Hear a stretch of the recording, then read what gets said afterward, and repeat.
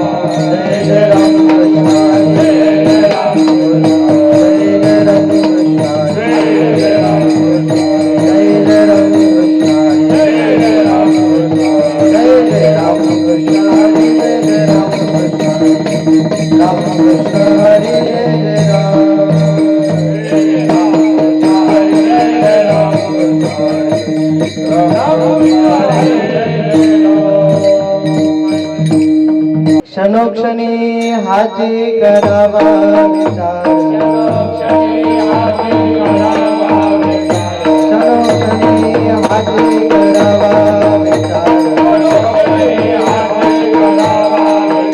करावया पार भव सिंधू,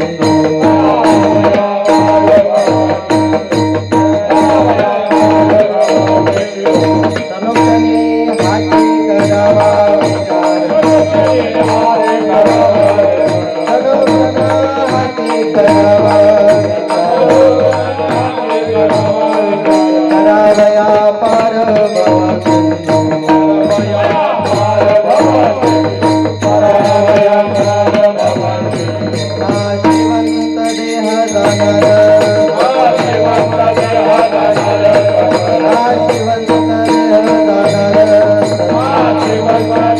जाणार, आयुष्य खातो काळ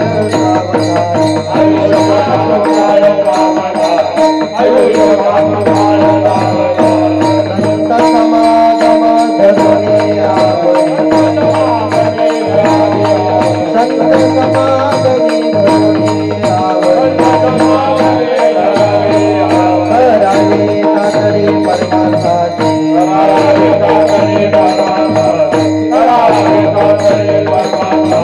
नाशिवंत देह जाणार,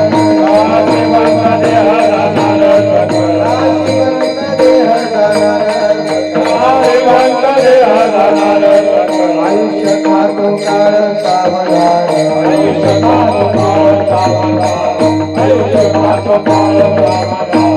तुका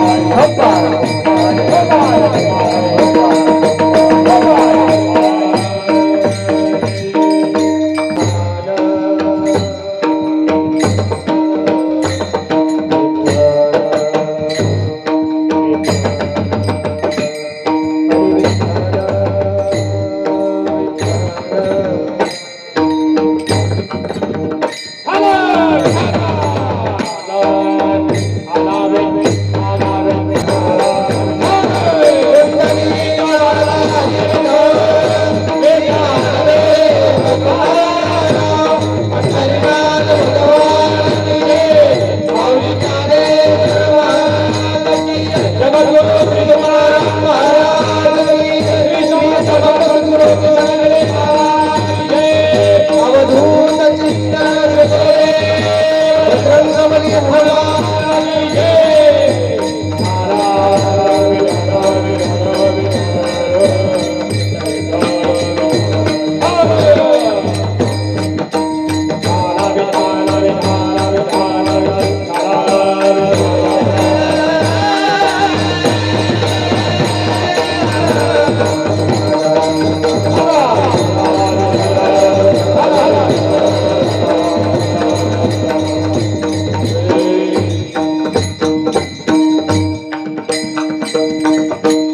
क्षणोक्षणी हाचे करावा विचार, क्षणोक्षणी हाचे करावा विचार, तरावया पार भव सिंधू, नाशिवंत देह जाणार सकळ, आयुष्य खातो काळ सावधान, संत समागमी धरुणी आवडे, संत समागमी धरुणी आवडे, करावे तातडे परमार्थाचे, नाशिवंत देह जाणार सकळ, आयुष्य खातो काळ सावधान, तुका म्हणे इह लोकीच्या व्यवहारे, तुका म्हणे इह लोकीच्या व्यवहारे, नका डोळे धुरे भरून राहो, नाशिवंत देह जाणार सकळ, आयुष्य खातो काळ सावधान, अजं रुक्मिणी प्राण संजीवनंतम, परम धाम कैवल्यमेकं तुरीयं, प्रसन्नं प्रकरणार्तिह देव देवं, परब्रह्मलिंगं भजे पांडुरंगं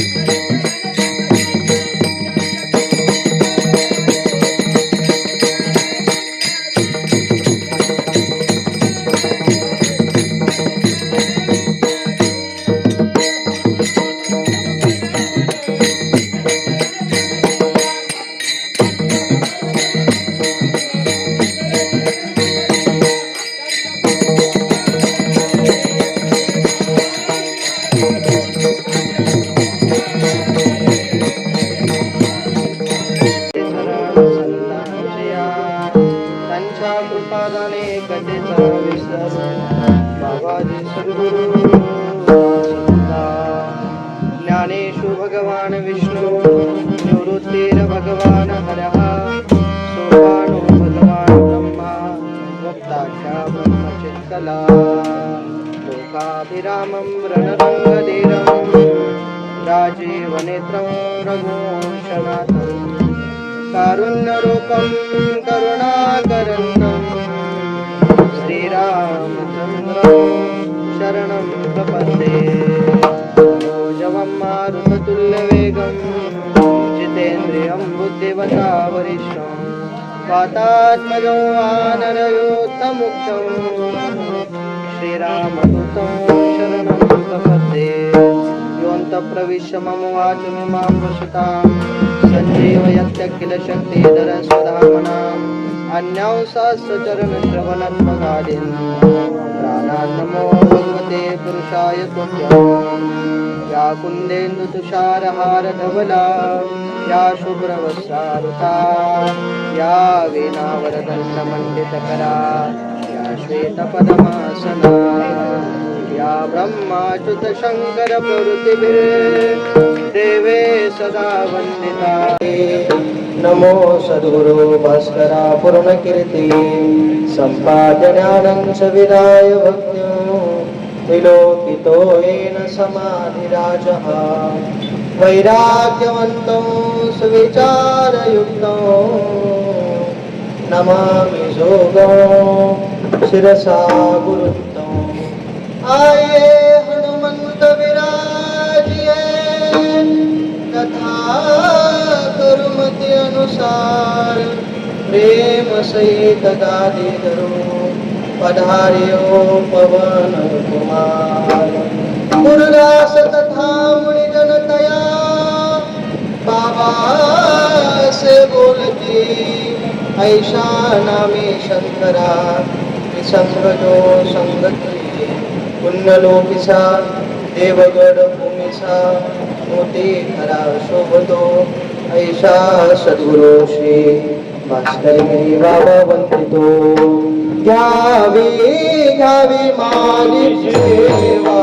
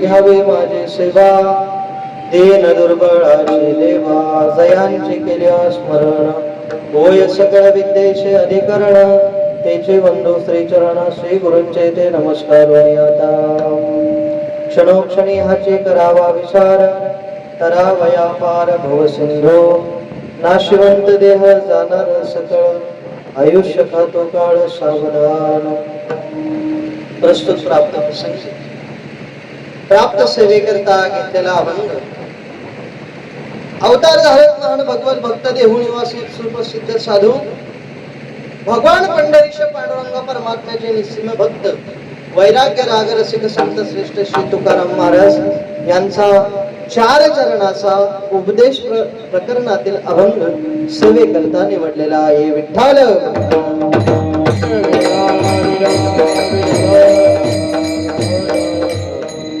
अभंगामध्ये जगद्गुरु तुकोबाराय चिंतन करता क्षणोक्षणी हाचे करावा विचार करावया पार भव सिंधू तुकोबार म्हणतात बाबांनो तुम्हा आम्हाला हा जो देह मिळाला आहे तो हा देह फार महत्वाचा आहे तो सहजासहजी आपल्याला प्राप्त होत नाही आणि प्राप्त झाल्यानंतर याच्यावर जन्मामध्ये आपलं काहीतरी परम कर्तव्य असेल तर काय मनुष्याने आपल्या जीवनातील प्रत्येक वेळेचा विचार करायला पाहिजे क्षणोक्षणी ह्याचे करावा विचार तरावया पार भव सिंधू हे भव दुःखाची असणारी नदी आहे आणि या नदीतून आपल्याला पलीकडे कधी ना कधी जायचंय आपण तरुण कसं जाऊ याचा विचार या अभंगामध्ये जगद्गुरु तुकोबार यांनी केलेला आहे नाशिवंत देह जाणार सकळ आयुष्य खातो काळ सावधान तुकोबार सांगतात बाबा हा देह कधी ना कधी जाणार आहे कारण की हा देह स्वभावच त्याचा आहे नाशिवंत देह जाणार सकळ आयुष्य खातो काळ सावधान विठ्ठल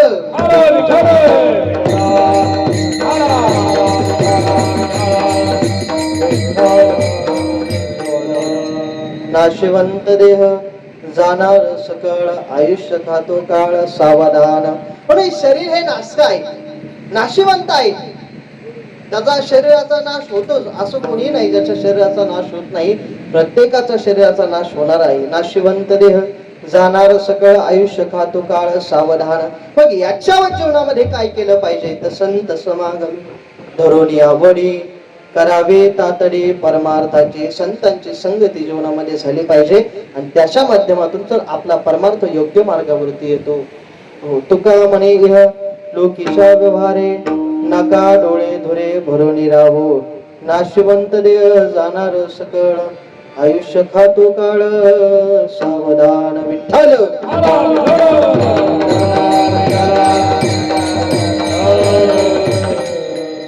अभंग जगद्गुरु तुकोबार यांचा आहे आहे प्रस्तुत अभंगामध्ये जगद्गुरु तुकोबाराय तुम्हा आम्हाला या नरदेहाचं महत्व सांगतात की आपण आपल्या जीवनामध्ये काय केलं पाहिजे. उपदेशपर प्रकरणातील अभंग सेवेकरता निवडलेला आहे आणि या सेवेचं औचित्य असं आहे. चिंतनाला सुरुवात करण्यापूर्वी अल्पसा पर्याय द्यायचा असा. भगवान पंढरीश पांडुरंग परमात्मा परमात्म्याच्या असीम कृपेने अधिकरून सर्व संतांच्या कृपा आशीर्वादाने कैलासवासी वच्छलाबाई नारायण पाटील बोडके पाटील आईसाहेब यांचा आज प्रथम वर्ष श्राद्ध आहे आणि या वर्ष श्राद्धाच्या निमित्ताने हा कीर्तन सेवेच्या कार्यक्रमाचं आयोजन आपण केलेलं आहे वारकरी संप्रदायाच्या नियमाप्रमाणे. काही सेवा जीवनामध्ये महत्वाच्या सांगितलेल्या असतात. 4 प्रकारचे शास्त्रामध्ये असं वर्णन आलंय.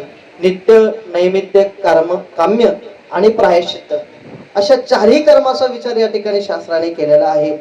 मग आजचं जे कर्म आहे ते काय आहे? नैमित्तिक आहे. नैमित्तिक म्हणजे काहीतरी कारणास्तव औचित्य साधून केलं जाणारं जे कर्म आहे त्याला काय म्हणायचं? नैमित्तिक कर्म. आणि आजची जी सेवा आहे ती नैमित्तिक सेवा आहे. मग ज्यांच्या घरी सेवा आहे, आईसाहेबांना जाऊन एक वर्ष पूर्ण झालं. श्राद्धाच्या निमित्ताने हा कार्यक्रम आहे. समस्त बोडके पाटील परिवार आपल्या भजनी मंडळातील एक सदस्यच आहे अशोक भाऊ आणि त्यांच्या मातोश्री आणि त्या निमित्तानं हा काही कार्यक्रम आहे. सेवेकरता उपस्थित महाराज मंडळी इकडे आमचे गायनाचार्य कैलास महाराज चव्हाण तेही कीर्तनाकरता उपस्थित आहेत. इकडे आमचे रामभाऊ महाराज पटारे तेही या ठिकाणी उपस्थित आहेत. मृदंगाचार्य सद्गुरू बाबांच्या सेवेमध्ये नेहमी रत असणारे मृदंगाची सुंदर ज्यांची सेवा आहे आमचे रोहित महाराज पटारे ते या ठिकाणी उपस्थित आहेत. इकडं विनेकरी बाबा जराड बाबा तेही या ठिकाणी आहेत. इकडे आपले मडकीचे मिस्त्री आहेत. परत इकडे आपले अशोक महाराज विद्यार्थी तेही या ठिकाणी उपस्थित आहेत.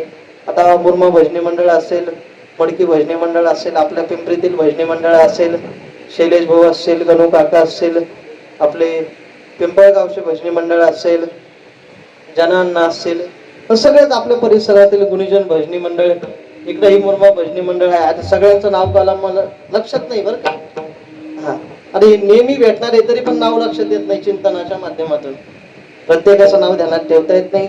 आणि देवगड भक्त परिवार असेल, आपल्या गावातील तरुण भजनी मंडळ असेल, माता माऊली असतील, वडीलधारी माणसं असतील, पण सगळ्यांच्या संगतीने आपल्याला हा कार्यक्रम करायचा आहे. विठ्ठल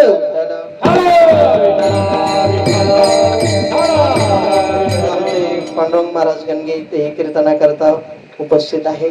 असो अभंग जगद्गुरु तुकोबारायांचा आहे. या अभंगावरती आपल्याला चिंतन करायचंय. सामान्य माणसाचा अभंग नाहीये. ज्यांचा अभंग आहे त्यांचा जर विचार केला तर ते शब्द आपल्याला अभंग सोडवण्याकरता कमी पडतील. त्या तुकोबारायांना शरण जाऊन अभंगाचा आपल्याला काही ना काही विचार करायचा आहे. या मानवी जीवनामध्ये सगळ्यात महत्वाचं साधन काय असेल तर नामसंकीर्तन. साधन पै सुपे जळतील पापे जन्मांतरीचे हो. सगळ्यात महत्वाचं असणारं साधन म्हणजे नामसंकीर्तन आहे. आणि त्याच्या माध्यमातून काय करायचं आपल्याला? एक ना एक दिवस आपल्याला आपल्या स्वरूपापर्यंत जायचंय. अहम ब्रह्मास्मी विचारसागरामध्ये जो विषय आलेला आहे ते परमात्म्याचे असणारं स्वरूप जे आपला जीव आहे त्या जीवाला एक ना एक दिवस त्या परमात्म्याला जायचं, परमात्म्याच्या स्वरूपाला प्राप्त व्हायचंय. परंतु आपल्या जीवनामध्ये अशा अनन्य प्रकारची भक्ती घडत नाही. आपल्या जीवनामध्ये सेवाही नाही, परमार्थही मला वाटतं आपल्या रीतीने योग्य काही दिसत नाही. नवे नवे महाराज मंडळी जरी असले तर परमार्थ योग्य दिशेला असतोच असं नाही. काय योग्य दिशेने नाही? जीवनभर जर आपण परमात्म्याचे चिंतन करत असेल, नामस्मरण करत असेल, भजन करत असेल, भक्ती करत असेल, परमात्म्याचं दर्शन सोडा, स्वप्नामध्ये सुद्धा परमात्मा भेटायला तयार नाही. याचा अर्थ आपण आपल्या जीवनामध्ये कुठंतरी चुकतो. माणसानं त्याच्या भौतिक जीवनामध्ये आत्मपरीक्षण केलं पाहिजे. का बाबा मला भगवंताचं दर्शन घडत नाही? का मला त्याचं चिंतन घडत नाही? नवे नवे त्याचं नामस्मरण करण्याकरता सुद्धा जीवनामध्ये प्रतिबंध येतात. विठ्ठल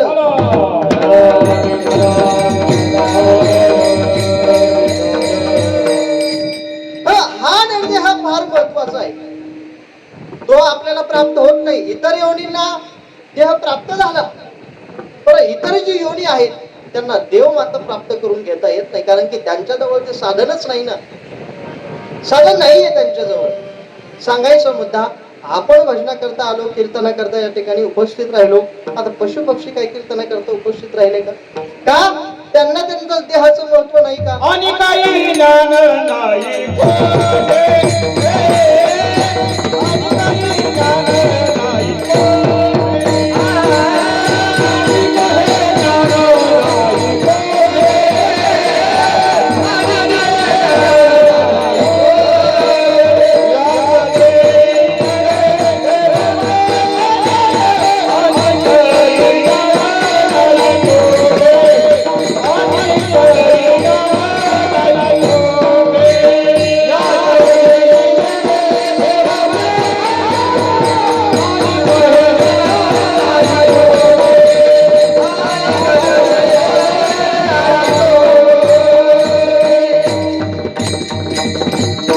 याच देही घडे देवाचे भजन आणि काही ज्ञान नाही पोटे.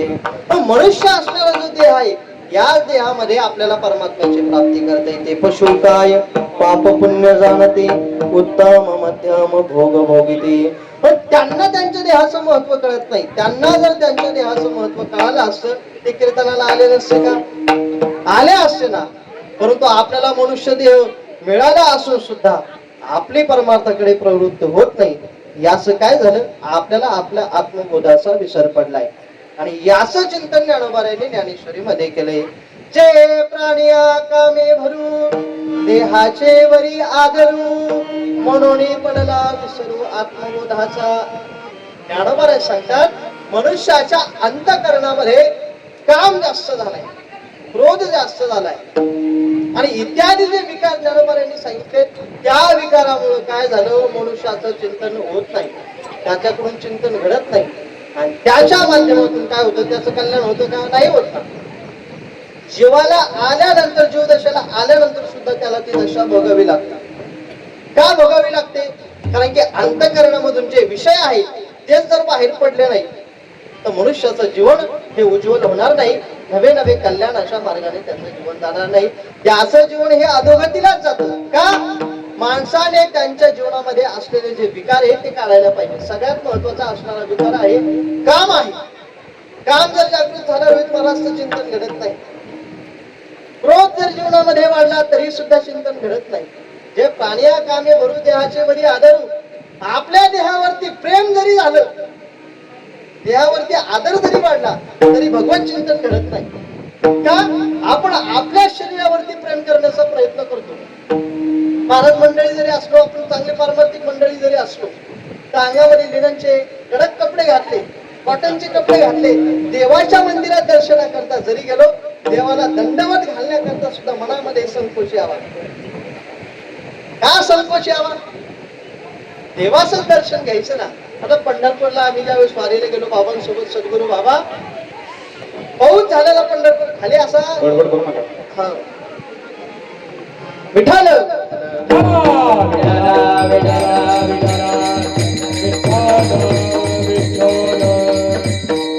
माता माऊलींनी शांततेत बाजूला जा, त्या चिंतनात विक्षेप होतो. सांगायचा मुद्दा आपल्या मनामध्ये देवाचं दर्शन घेण्याकरता सुद्धा संकोच यावा. बाबांसोबत ज्यावेळेस आम्ही वारीला गेलो कैलास महाराज, पाऊस झालेला पंढरपुरामध्ये आणि खाली रोडवरती चिखल आहे आणि अशा अवस्थेमध्ये सद्गुरू बाबांनी पांडुरंगाला साष्टांग दंडवत घाला. काय अंतःकरणातील भाव असेल तो भाव आपल्या अंतःकरणामध्ये होण्याकरता सुद्धा साधूचं हृदय लागतं, संतांचं जीवन लागतं. आणि तशी भावना जर आपल्या अंतःकरणामध्ये निर्माण झाली तर आपल्यात बदल होणार नाही का? विठ्ठल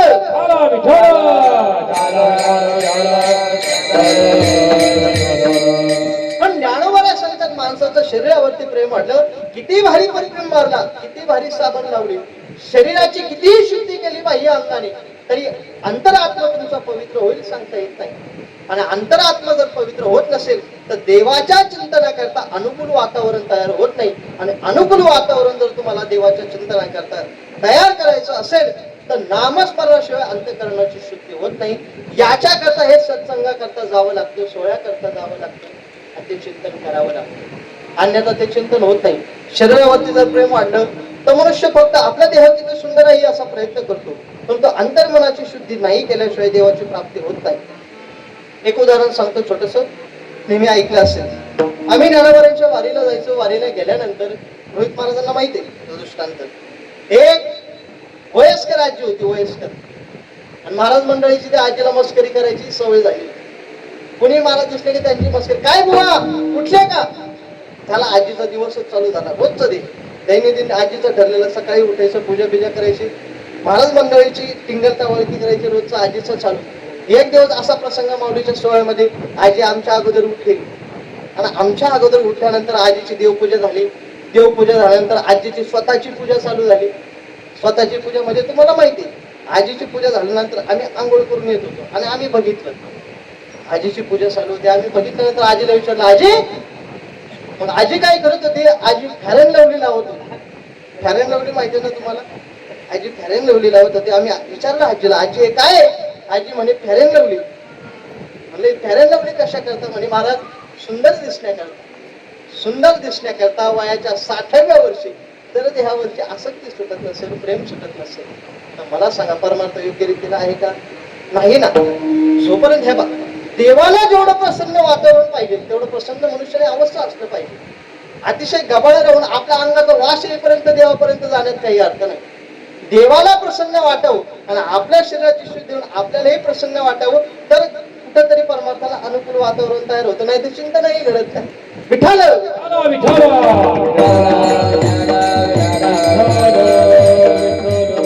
ज्ञानोबारांनी या ओवीमध्ये देहाचं चिंतन केलंय. काय झालं, इतर विकार जर अंतःकरणामध्ये जास्त झाले तर परमात्मा चिंतन घडत नाही. आणि अजून एका ओवीमध्ये ज्ञानोबाराय तसं चिंतन करतात, जे बहुता एका अवंतरो अहंकाराचा भूत संचारो झाला म्हणून विसरू आत्मबोधाचा. ज्ञानोबाराय सांगतात, अहंकार जरी जास्त झाला तरी देवाचं चिंतन घडत नाही. का? कारण की अहंकार ही अशी गोष्ट आहे ती माणसाला माणूस म्हणून जगून देत नाही. एखादा प्रतिष्ठित व्यक्ती असला, नवे नवे एखादा मंत्री असला, एखाद्या पदावरती असला, उच्च शिक्षित असला, तरी सामान्य माणसामध्ये आल्यानंतर त्याला त्याची लाज वाटावी. या लोकांची माझ्या स्टेटसची बरोबर आहे, यांच्यामध्ये मी येऊन उभा राहिलो. अहंकार जागृत झाला की नाही? तर त्या सामान्य लोकांमध्ये येऊन त्याला बसण्याकरता जरी लाज वाटत असेल तरी त्याला सुद्धा अहंकार म्हणतात. आणि अहंकार नावाचा असा प्रताप आहे. ज्ञानोबारांनी अहंकाराचा प्रताप सांगितला, हा ज्ञानी माणसाच्या पाठीमागे लागत नाही. ज्ञानी माणसाच्या पाठीमागे किंवा अज्ञानी मनुष्य जरी असला, एखादा साधारण मनुष्य, एखादा गरीब मनुष्य, साधा बोळा आहे, त्याला शास्त्राचं काही ज्ञान नाही, परंतु अंतःकरणामध्ये भगवंताविषयी उच्च प्रकारची असलेली भक्ती आहे, पराकोटीची असणारी भक्ती, त्याला मात्र तो काही करत नाही. परंतु एखाद्याला ज्ञान झालं, ज्ञानाचा अहंकार झाला, त्या माणसाच्या मानगुटीवरच हा बसतो. काय? कोण बसतो? अहंकार. याचा प्रताप ज्ञानोबाराय सांगतात, नवला अहंकाराची गुठी विशेषण लगे अज्ञाना पाठी, सज्ञानाचे झोंबे कंठी नाना संकटी नाचवी. ज्ञानोबाराय नाना संकटांना तो अहंकार आपल्याला नाचवायला लावतो. विठ्ठल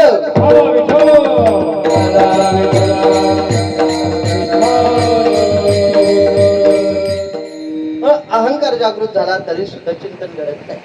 मग चिंतन घडण्याकरता काय करावं लागतं? तर अखंड जीवनामध्ये नामस्मरण करावं लागतं. किती करावं लागतं? एक एक वेळेचा विचार करून भगवान परमात्म्याचं नामस्मरण करावं लागतं. आणि आपण या जन्माला आल्यानंतर त्या स्वरूपापर्यंत कसं जाऊ, कसं तरुण जाऊ, हा विचार करून जगद्गुरु तुकोबाराय याचं चिंतन अभंगाच्या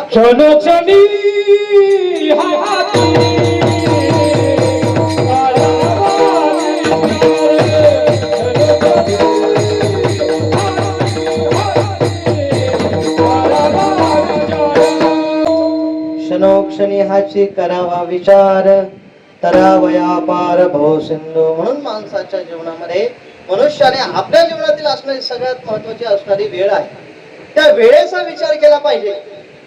बरं, आपल्याला वेळ कुठं लक्षात येते? वेळेचं महत्व कधी कळतं? एखाद्या कीर्तनाला बसलेलं आपल्याला वेळेचं महत्व कळतं कधी? मला 2 तासाच्या नंतर 10 मिनिटं जास्त घ्या, मग तुम्हाला वेळेचं महत्व कळेल. गप्पा मारायला बसलो, अख्खा दिवस निघून जातो. एखाद्या झाडाखाली 2-4 भजनी बसले, रात्र निघून जाईल. सामान्य माणसं शेती करण्याकरता गेले आणि पाणी लावलं, उसाला पाणी लावलं, दिवसभर पाणी चालून या हौशा लिंबाखाली गप्पा सारखी. वेळेचं महत्व तेव्हा कळतं का आपल्याला? तेव्हा कळत नाही वेळेचं महत्व. जिथं वेळेचं महत्व कळायला पाहिजे तिथे वेळेचं महत्व कळत नाही. तुकोबारांचं एक मिनिट सुद्धा असं जात नव्हता की भगवंताचं नामस्मरण तुकोबाराय करत नव्हते. प्रत्येक वेळेला प्रत्येक क्षणोक्षणाला विचार करायचे तुकोबाराय, कारण की हा देव कधी मी ठेवीन बाबा सांगता येत नाही. क्षणाचा सुद्धा विलंब न करता मनुष्याने ज्या वेळेस त्याला काही काम नसेल ना त्यावेळेस त्याने चिंतनच केलं पाहिजे, देवाचं नामस्मरणच केलं पाहिजे. कामामध्ये काम काही म्हणा राम राम. हो. आपलं काही काम असू द्या, ते काम करता करता काय आपल्याला देवाचं चिंतन करता येत नाही का? करता येतं ना. शेती करता करता देवाचं चिंतन करता येतं. एखादा आपला व्यापार आहे, व्यापार करता करता आपल्याला देवाचं चिंतन करता येतं. एखादी माता माऊली स्वयंपाक करता करता देवाचं चिंतन करता येतं. पण त्याचा परिणाम स्वयंपाक करता करता जर ज्ञानोबारांचा हरिपाठ घेतला, स्वयंपाक राहत नाही, तो प्रसाद बनतो. आणि तो प्रसाद जर आपल्या मुलाबाळांनी आपल्या पतीनं सेवन केला तर कोणाच्याही अंतःकरणामध्ये त्याच्या बुद्धीचा नाश पावणार नाही. त्याची बुद्धीची शुद्धताच होते. आणि त्याच्या जर बुद्धीची शुद्धता झाली तर योग्य मार्गावरती तो परमार्थाचा असतो. विठ्ठल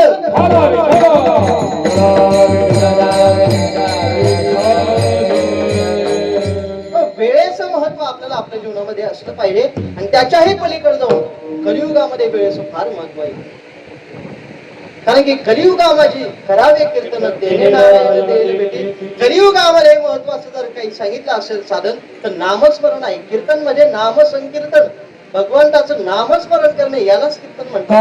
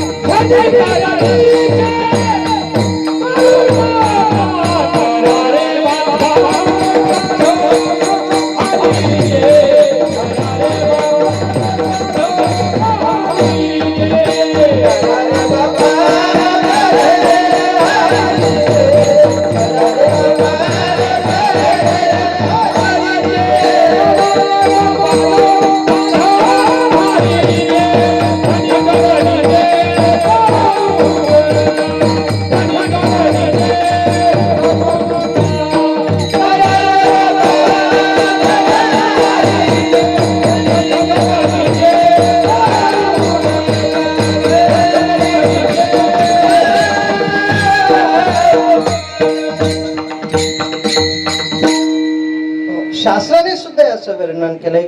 कलौतच संकीर्तन केशव. म्हणून शास्त्रामध्ये जर सगळ्यात महत्वाचं काही सांगितलं असेल ते नामस्मरण आहे. आणि कलियुगामध्ये जर देवाचं जर प्राप्ती जरी करायची झाली तर नामसंकीर्तनाशिवाय आपल्याला दुसरं काही सापडणार नाही. नामसंकीर्तन केल्याशिवाय जीवाला त्या परमात्मा असणाऱ्या स्वरूपाची प्राप्ती होते. परंतु नामस्मरण करावं लागतं. आणि कलियुगामध्ये काय होतं, आपल्या संसारिक बुद्धीच्या दृष्टीतून आपल्याला परमार्थामध्ये काहीतरी प्रतिबंध येतात आणि त्या प्रतिबंधामुळं आपल्याला देवाचं चिंतन घडत नाही, त्याचं नामस्मरण घडत नाही. नामस्मरण करायला बसलं तर काही ना काही प्रतिबंध येतात. उदाहरणार्थ भजनाला जरी बसलो, पाऊस आला का पळलो कांदे जात आहे, होतं की नाही? असं नाही. परमार्थामध्ये जर एखाद्या भक्त अनन्य गतीला प्राप्त झाला आणि त्याच्या देहाचं त्याला भान राहिलं नाही, त्याची कामे सुद्धा परमात्म्याने केली. आपण बघितलं ना, आपल्या भारतवर्षामध्ये एवढे पवित्र संत आहेत, संतांची मांडी आली आहे. आणि त्या संत मालिकेचा जर विचार केला, त्या संतांची कामे देवाने केली.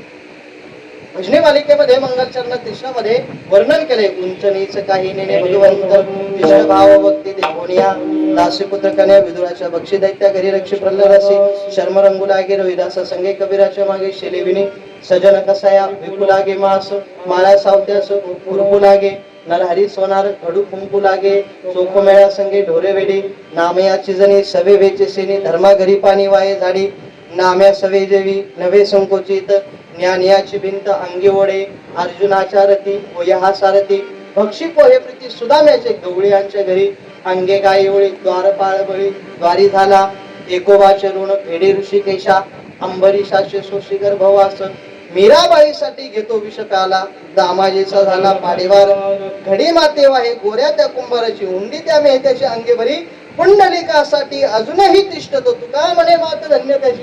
किती संतांची यादी सांगितली, एवढ्या संतांची.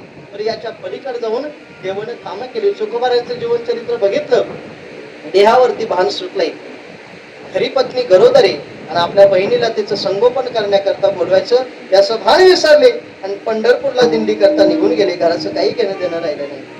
परंतु जगाच्या मालकाला दया आली आणि स्वतः परमात्मा त्यांच्या घरी जाऊन ती कामे करू लागले. आता बाळातपणाची काय कामे असत माता माऊल्यांना माहिती आहे. त्या बाळाचे बाळाचे सुद्धा परमात्म्याने धरून किती नीच प्रकारचं काम देवाने केलं. कशा करता केलं, भक्ता करता केलं. सांगायचा मुद्दा, मनुष्याच्या जीवनामध्ये कर्म चांगले असेल, भक्ती योग्य मार्गावरती असेल, देवाचं चिंतन घडत असेल तर देव सुद्धा आपला ऋणी होतो आणि त्याला सुद्धा आपल्या जवळ यावं लागतं. आपल्याला त्याच्या जवळ जाण्याकरता गरज नाहीये. तेवढी आपल्या अंतःकरणाची शुद्धता पाहिजे. तया अहम वाचा चित्त अंग देवोनिया शरण निघ, महोदरी का गांगरी घाले जैसे, जैसे घटाचे निनाशे गगनी गगन प्रवेशे, मज शरण येणे तैसे के करी. ज्याप्रमाणे घट आहे, घट म्हणजे माठ, शास्त्रामध्ये त्याचं चिंतन केले. घट म्हणजे माठ. घरामध्ये आपण पाणी पिण्याकरता जो माठ वापरतो, तो माठ फुटल्यानंतर त्याच्यामध्ये ते सूक्ष्म रूपाने जे वायू आहे, आकाश आहे, ते कुठे जातं, त्याच्या स्वरूपामध्ये सामील होतं. किंवा एखादा सोन्याचा मणी. आता हे उदाहरण माता माऊलींना लक्षात येईल. ज्या वेळेस आपल्याला पाहिजे त्या पद्धतीने आपण सोन्याला आकार देतो. आता नवीन एखादा नेकलेस आवडला, हार आवडला, काहीतरी आवडला, आपण त्याला आकार देण्याकरता काय करतो, जुनं मोडतो आणि नवीन आकार देण्याकरता सोनाराच्या दुकानात जातो. जसं सोनं एकच आहे तसं रूपांतर आपल्याला करता येतं. तसं भगवान परमात्म्याचं आणि आपलं स्वरूप एकच आहे, परंतु आपण भिन्न का आहोत. देहाने जरी भिन्न असतो तर परमात्मा आपल्या अंतःकरणामध्ये आहे. आणि ही वृत्ती आपली नाही, ही वृत्ती साधू संतांची वृत्ती, जगाकडे पाहण्याची. हे विश्वाची माझे घर, ऐसी मती जयाची सिर, किंबहुना चराचर व्यापक झाला. व्यापक दृष्टीने संत आपल्याकडे पाहतात. म्हणजे संपूर्ण विश्व देवाच्या स्वरूपामध्ये भरलेलं आहे. हरी भजनीय ढवळलेले जग, सुखविला लाग कळी काळासे विठ्ठल.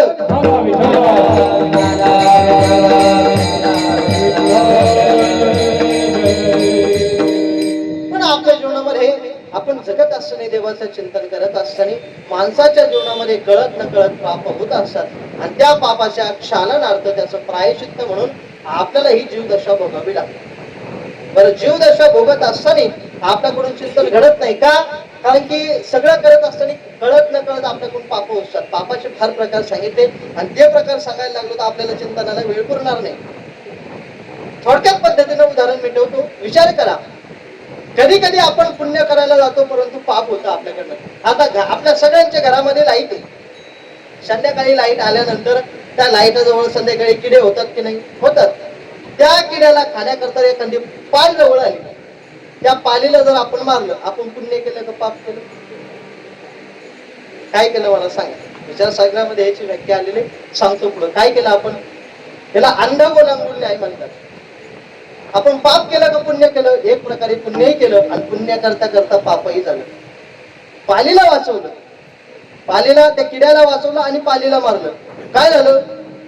पालीला जेवायचं होतं आणि जेवणापासून तिला वंचित केलं. हे आपल्याकडून पाप झालं की नाही? पुण्य करायला गेलो तसं आपल्याकडून पाप होतात आणि आपल्या जीवनामध्ये कळत अशी नकळत अनेक पाप होतात.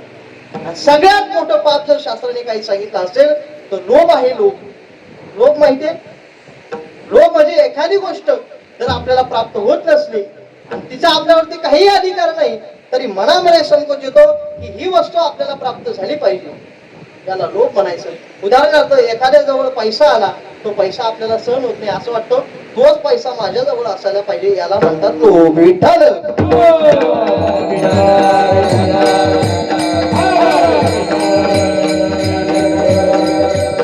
ज्या माणसाकडे परिपूर्ण अंगाने ज्ञान आहे त्याच्या अंतःकरणामध्ये विकार घर करत नाही. परंतु ज्ञान जरी अर्धवट असलं तरी आपल्या जीवनामध्ये आपली प्रगती होत नाही. एक मनुष्य इंग्लिश शिकण्याकरता फॉरेनला गेला. फॉरेनला गेल्यानंतर त्या ठिकाणी काही दिवस राहिला, 8-10 दिवस 3च शब्द शिकला आणि त्याला फार आनंद झाला, अभिमान झाला.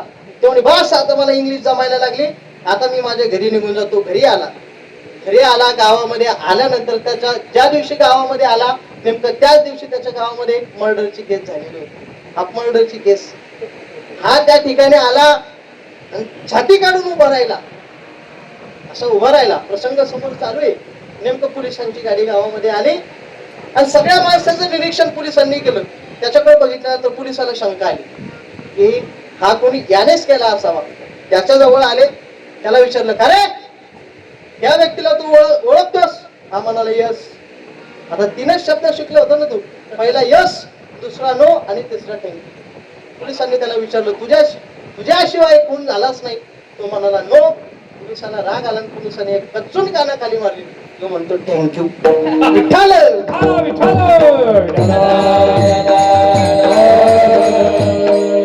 विनोदाचा भाग सोडून द्या, अर्धवट ज्ञान सुद्धा जीवनाला घातकी आहे.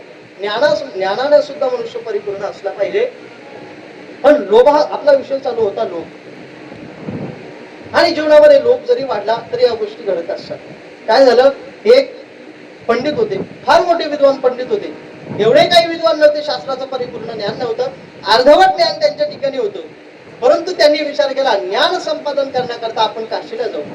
आणि काशीला गेल्यानंतर त्यांनी काही दिवस त्या ठिकाणी राहून संस्कृताचं अध्ययन केलं. आणि ते अध्ययन करत असताना अर्धवटाचं अध्ययन केलं आणि घरी निघून आले. आणि घरी निघून आल्यानंतर सगळ्या गावात सांगितलं, भजनी मंडळाला सांगितलं, अहो महाराज मी संस्कृत बोलतो, अहो तात्या मी संस्कृत बोलतो. तात्याला काय माहिती याचं संस्कृत अर्धवट आहे, त्या शास्त्रीचं संस्कृत हे अर्धवट होतं. आणि अर्धवट माणसाच्या जीवनाची कधीही प्रगती होत नाही. त्याने त्याच्या पत्नीला सांगितलं, अगं मी संस्कृत बोलतो. आता तिला राग आला, तिला सांगितलं, महाराज तुम्ही रोज सांगता मी संस्कृत बोलतो. अहो मग बोला ना संस्कृत. मग त्या शास्त्रीने संस्कृत बोलायला सुरुवात केली. बायकम पाणी आणम. ती गेली लगेच. आता ती हुशार होती, वारकरीची मुलगी महाराजनी, तिने एक ग्लास पाणी आणलं. शास्त्रीनं ते पाणी घेतलं आणि शास्त्रीभाऊ जेवणाकरता बसले. जेवणाकरता बसल्यानंतर शास्त्रीभाऊने सांगितलं, बायकम चपाती आणम. ती गेली लगेच चपाती घेऊन आली. शास्त्रीभाऊची भाजी संपली. शास्त्रीभाऊ म्हणते, बायकम भाजी आणम. ती हुशार होती, तिला भाजी आणली, सगळं काही आणून दिलं. आणि शेवटी शास्त्रींनी ज्या वेळेस अध्ययन करत असताना काशीहून एका गंगेमधून एक तीर्थ आणलं होतं. ते तीर्थ शास्त्रीभाऊंनी आपल्या पत्नीकडे दिलं. आणि ते तीर्थ त्यांच्या पत्नीकडून, आता मिक्सर आहे, पूर्वी परोटा पाटा असायचा, तिने ती बाटली कुठे ठेवली, मिक्सरच्या भांड्याजवळ ठेवली. आणि त्याच्यामध्ये आता मिक्सर मध्ये काही दळत असताना तिखट खारट पदार्थ पडले होते. ते तीर्थ आता तिखट झालं ना. मग शास्त्रीभाऊला नेमकं तीर्थाची आठवण झाली. शास्त्रीभाऊने सांगितलं, बायकम तीर्थम आनम. ती गेली, एका ग्लास मध्ये ते तीर्थ घेतलं. ते तीर्थ आपल्या शास्त्रीभावांजवळ दिलं, आपल्या नवऱ्याजवळ दिलं. त्या तीर्थाचा एक घोट घेतल्यानंतर शास्त्रीभाव म्हटले, बायकम तीर्थम तिखटम लागतम. ती म्हणाली, अरे दसकटम पाणी खरगटम, म्हणून तीर्थम तिखटम लागतम. विठ्ठल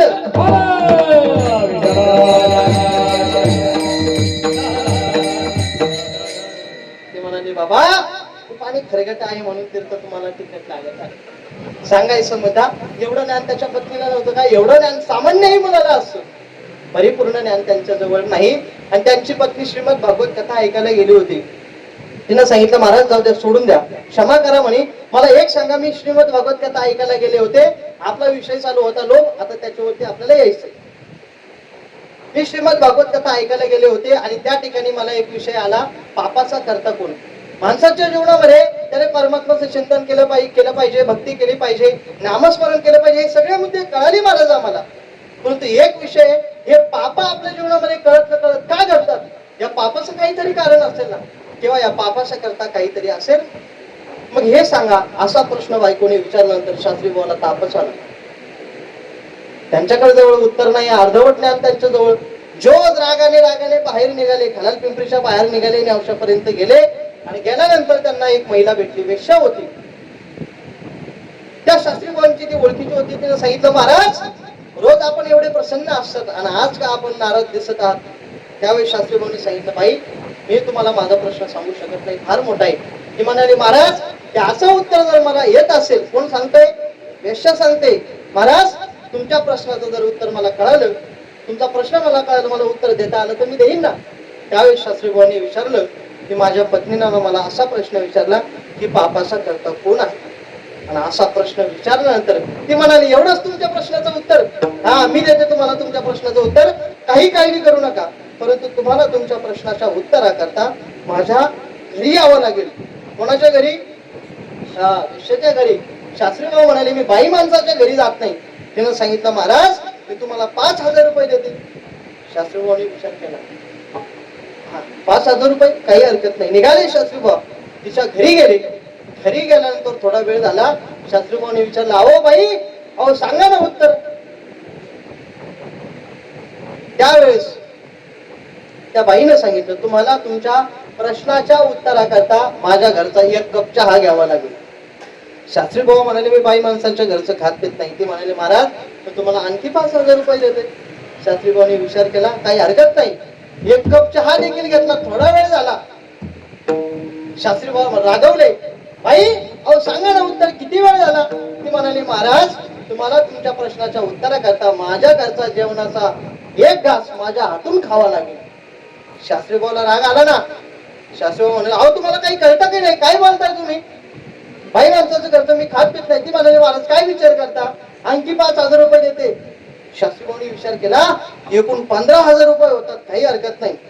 तिनं बसायला पाठ टाकला, जेवायला ताट वाढलं. आणि जेवायला ताट वाढल्यानंतर उजव्या हाताने चपातीचा घास मोडला, भाजीमध्ये बुडवला, तोंडामध्ये सोडला आणि डाव्या हाताने कच्चून कानाखाली मारली. कोणाच्या मारली? रोहित महाराजने मारली. कच्चून कानाखाली मारले आणि सांगितलं, हेच तुमच्या प्रश्नाचं उत्तर. कळालं असेल तुम्हाला? तुम्हाला कळालं का? कळालं तर बघा. त्या बाईनं उत्तर सांगितलं, महाराज शास्त्रीबाला उत्तर लक्षात आलं नाही. तुम्ही माझ्या घरी येत नव्हता. 5,000 रुपयाच्या लोभामुळे तुम्ही माझ्या घरी आले. 5,000 रुपयाच्या लोभाकरता तुम्ही माझ्या घरचा चहा घेतला आणि 5,000 रुपयाच्या लोभाकरता माझ्यासारख्या बाईच्या हातून 1 घास खायला तयार झाले. पापाचा करता, पापाचा बाप देखील लोभच आहे. आणि ही लोभ जाळण्याची, ही पाप जाळण्याची शक्ती संतांच्या नामात आहे. तुका म्हणे, पापे जाती संतांची आदवे. विठ्ठल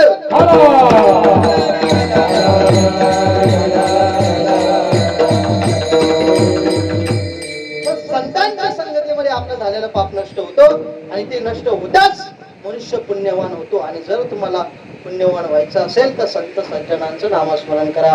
पुण्यवंत व्हावे घेता सज्जनांची नावे, म्हणून मनुष्य पुण्यवान होतो. पुण्यवान कधी होतो? ज्यावेळेस जीवनामध्ये संतांची संगती झाली. परंतु आपलं जीवन सामान्य हो, आपल्याला काय कळतं? ज्ञान काय, शास्त्र काय, अशास्त्र काय, कर्म काय, अकर्म काय, कृतज्ञ काय, कृतज्ञ काय, शास्त्राचं कुठलाही चिंतन आपल्याकडून घडत नाही. हे विषय आपल्याला फार दूरचे आहे, त्याचा विषय सोडून द्या.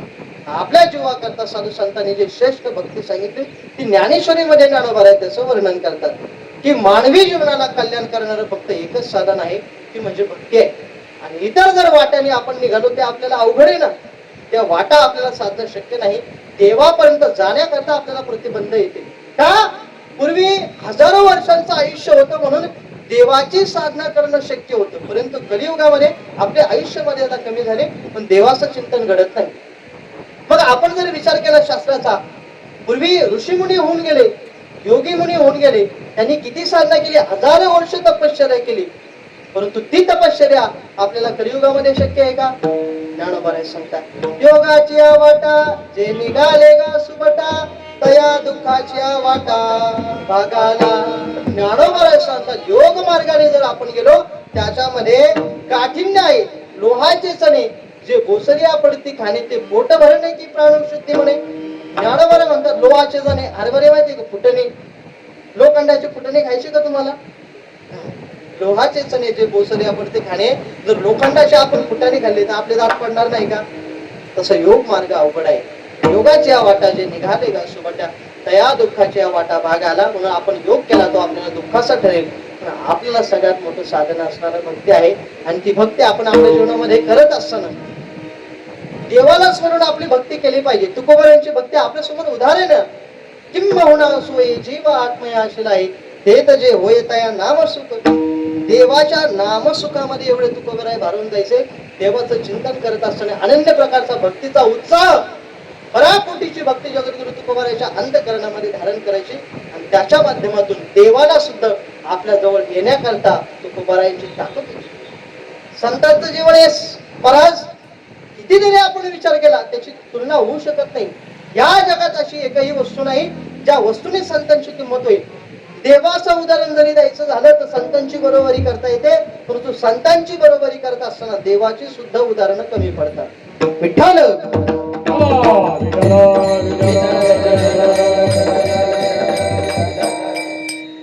काय जीवन आहे आपलं. आपल्या जीवनाचा जर बारकाईने विचार केला ते शरीर नासका आहे ना, कधी ना कधी नाश पावणार आहे. म्हणून आपल्याकडे देवाचं चिंतन जर घडत नसेल तर माणसाच्या जीवनामध्ये अशा ठिकाणी मनुष्याने जायचं जेणेकरून आपलं अंतःकरण शुद्ध होईल आणि परमात्म्याचं नामस्मरण होईल. म्हणून कृती जरी करत असो आपण आपल्या जीवनामध्ये ती कृतीही चांगली असली पाहिजे. ती कृती करत असताना का होईना देवाचं चिंतन घडतं. भजनामध्ये जरी गेलो तर देवाचं चिंतन घडतं. कीर्तन ऐकण्याकरता जरी आलो तरी देवाचं चिंतन घडतं. कशाच्या माध्यमातून? श्रवण एक कीर्तने झाले ते पावन, संकारिक जाणं परम भक्त, श्रवण मात्राने सुद्धा देवाचं चिंतन करते. म्हणजे एवढी काही माध्यमं सांगितली. कशा करता सांगितली? या देहातून तरुण जाण्याकरता साधू संतांनी हे मार्ग आपल्याला सांगितले. वास्तविक पाहता हा देह नाशिवंत आहे. किती नाशिवंत आहे या देहाचा? नाशिवंत देह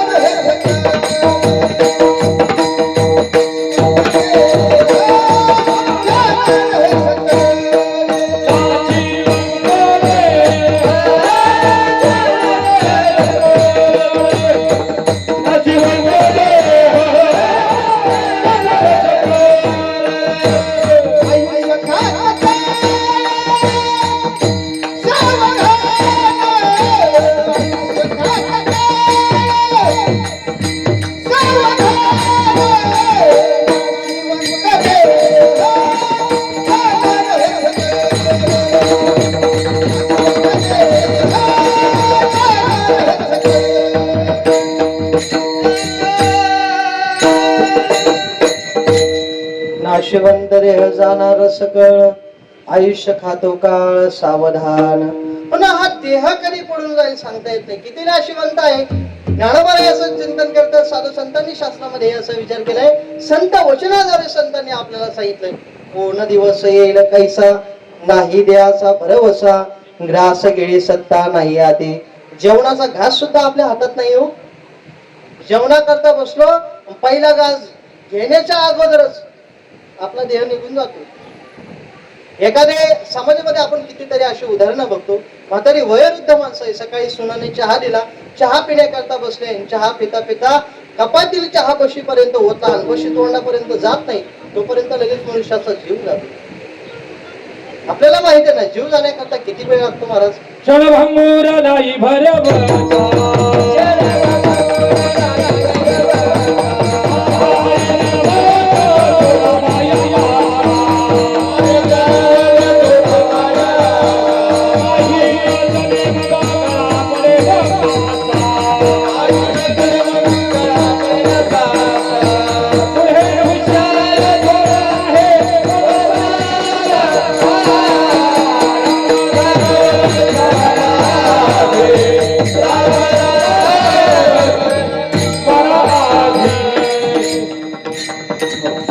क्षणभंगुर नाही भरवसा, वारे सावध सोडा माया. असा क्षणाचा सुद्धा आपला भरोसा राहिलेला नाही. सध्या जीवन हे धावतं आहे. विज्ञानाच्या प्रवाहात जरी आपण जगत असलो तर विज्ञान वर्ग आपल्याला एवढा काही सोपा वाटतो तेवढा सोपा नाहीये. माणसाच्या कलियुगामध्ये काम कमी होत गेली आणि इतर साधनं वाढल्यामुळे मनुष्याचं मरण हे धोक्यात आलेलं आहे. तुम्ही रोडवरती गेले तरी अपघातग्रस्त तुमचं जीवन संपलेलं आहे. एखाद्या कंपनीमध्ये कामाला असेल ते मशीन सुद्धा घातक आहे.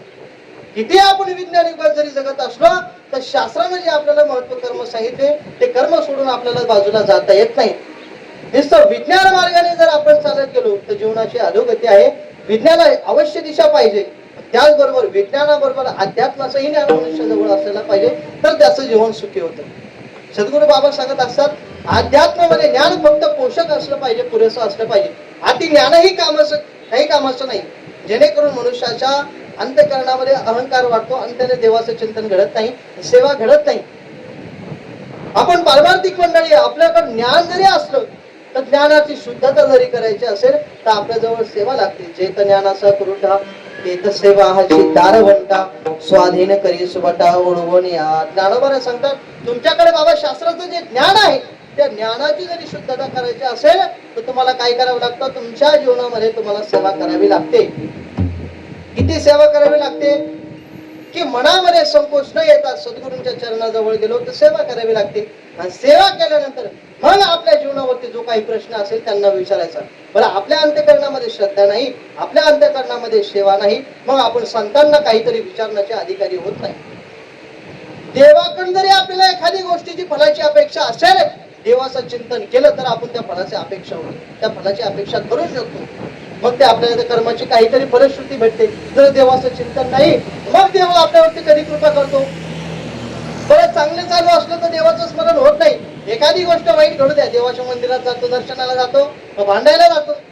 सांगितलं, देवा अरे मी काय वाईट केलं होतं, तुझं माझ्यासोबत असं केलं. याला काय माहिती मागच्या जन्मामध्ये यानं काय केलं. आपल्या जीवनामध्ये आपण एखादी जरी यमराजाने काय केलं होतं जीवनामध्ये कधीच खोटं, ते धर्मराजाने काय केलं होतं त्याच्या जीवनामध्ये, धर्मानं नीतीनं चालणारा जो राजा आहे, एवढी नीतिमत्ता त्याच्या ठिकाणी, एवढं शास्त्राचं ज्ञान ठिकाणी, सगळा अभ्यास सगळ्या गोष्टीनं परिपूर्ण असताना सुद्धा काय जीवनामध्ये कधी खोटं बोलले नाही. सत्य बोलावे एवढं त्यांचं वचन असायचं. फक्त एकच खोटं बोलणं झालं, त्यांचा अंगठा गळून पडला. ते बी युद्धाच्या वेळेस भगवान परमात्म्याने सांगितलं त्यावेळेस. आपण किती खोटं बोलतो, ऐकाय असं मोजमाप नाही ना महाराज. या जीवनामध्ये आल्यानंतर आपलं जे परम कर्तव्य आहे, परमार्थाच्या दिशेने आपण काल धरून चाललेलो आहे. परमार्थाची संतांच्या संगतीमध्ये प्रश्नही आपल्या जीवनामध्ये तसेच असले पाहिजे. या देहाविषयी कसे प्रश्न असले पाहिजे, आपण तरुण जाण्याकरता काय प्रयत्न केला पाहिजे. काय मी उद्धार पावेन, काय कृपा करील नारायण, ऐसे तुम्ही सांगा संत जन करा समाधानी चित्त माझे. संतांकडे गेल्यानंतर सुद्धा आपण संतांना तेच विचारलं पाहिजे की माझा उद्धार कधी होईल, तो परमात्मा माझ्यावरती कृपा कधी करेल. हे विचारून जमत नाही. काही काही माणसं, आता आम्ही बघतो देवगडला नेहमी, बाबांकडे आल्यानंतर विचार, काही काही माणसं विचारतात, बाबा आमच्या बोरला पाणी कधी लागल, किती पाणी लागल, हे प्रश्न आपण विचारतो. बरं, माझ्या मुलाला खरूच झाले, ते खरूच बरे होईल का. अरे बाबा, डॉक्टरकडे गेल्यानंतर ते बरे होतील. बरं, तुम्ही संतांकडे हे मार्ग विचारण्याकरता गेलं पाहिजे का. नाही, आपली भक्ती पाहून संतांनी आपल्यावरती कृपा दृष्टी टाकावी आणि आपले प्रश्न मार्गावी लागेल, असं आपलं जीवन पाहिजे. विठाल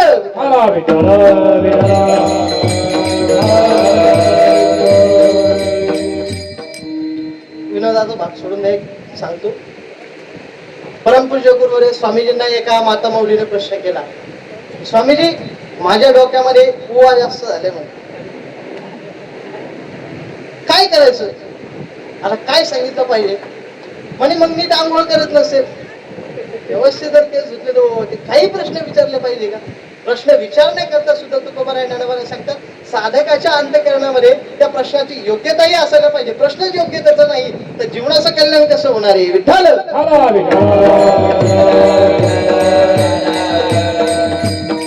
भौतिक जीवनाचे प्रश्न विचारून काही होतच नाही, आध्यात्मिक जीवनाचे प्रश्न विचारले पाहिजे संतांना. आता वेळ आपली वाढत गेलेली आहे, थोडं 5-10 मिनिटं फक्त शांत बसा. एवढंही वाढत, एवढं काही येऊन नाही आपल्याला. आता फॅनची सुविधा आहेच, फक्त 5-10 मिनिटं शांत चित्ताने ऐका. पुन्हा आपल्या जीवनामध्ये जे कर्म सांगितले आहेत, आपण कर्माचा, नामस्मरणाचा, भक्तीचा विचार करत चिंतनापर्यंत 2 चरणाचा भावार्थ झाला, आपण इथपर्यंत आलोय.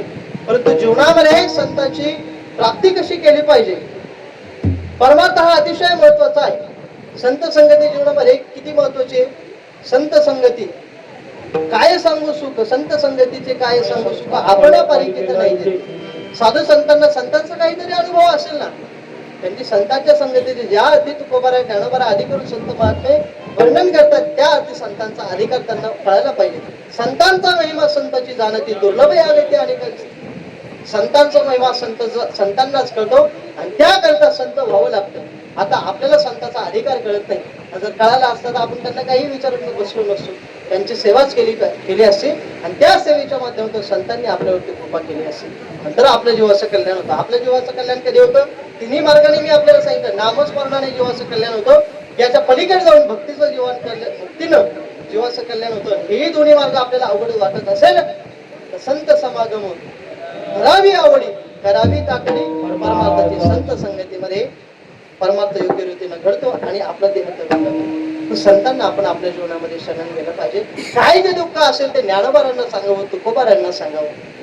पण या संतांनी त्यांच्या जीवनामध्ये काय अनुभव कमी घेतलेत का?